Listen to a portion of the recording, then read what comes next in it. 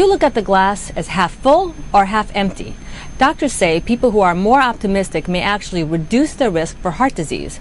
Here's Dr. Timothy Johnson with more on this report. Keeping a positive attitude may be able to reduce your risk of dying from heart disease. Researchers from Duke University followed more than 2,800 patients with heart problems and found that optimists were half as likely to die over the course of the study. The finding held true even after doctors accounted for other factors, such as the severity of the patient's illness, their age, and depression levels. Experts have many theories about why optimism may contribute to heart health. Studies show that optimists tend to take better care of themselves. They are more likely to take their heart medications as prescribed and to follow doctors' orders about exercising and eating a healthy diet.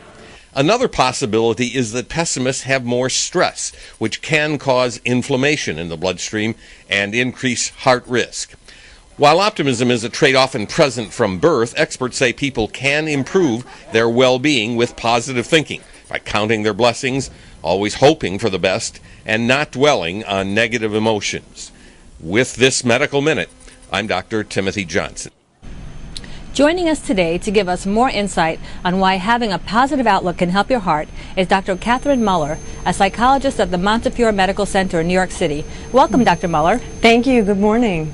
Well, we know that people who have a positive outlook have an innate advantage, but how can we help people who don't have that outlook to start with?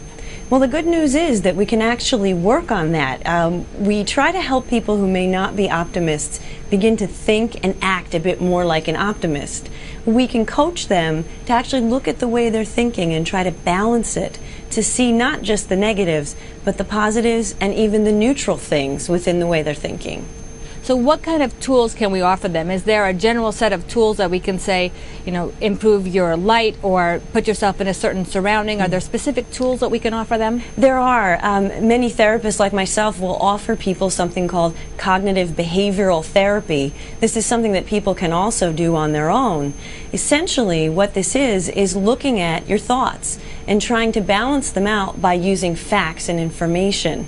In addition, we coach people to start acting like an optimist. An optimist may take better care of themselves, they may get exercise, change their eating habits, and if someone just starts doing that, acting as if, they might actually find that they start to feel better as well. There are some people who I find just sort of feed off being negative, and I find that sort of gives them their energy. Is there a balance that we can offer them to help them flip that switch? Are there specific things in that sense?